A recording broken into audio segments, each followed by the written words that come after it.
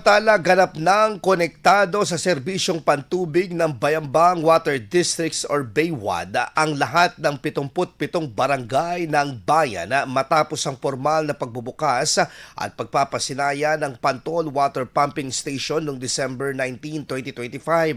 Sa naturang pagpapasinaya ng opisyala na naitalang pagkamit ng 100% na koneksyon sa supply ng tubig sa buong bayan na itinuturing na mahalagang hakbang tungo sa mas maayos at maasahang serbisyong pantubig para sa mga kabahayan at establishmento.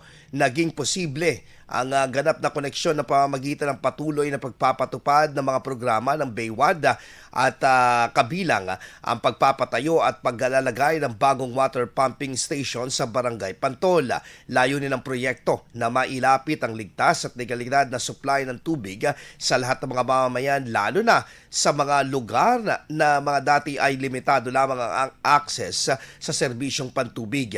Binigyang din naman na mahalaga ang tuloy-tuloy na supply ng tubig, hindi lamang para sa pang-araw-araw na pangangailangan ng mga residente kundi maging sa kalusugan, kalinisan at pangkalahatang kaunlaran ng bayan.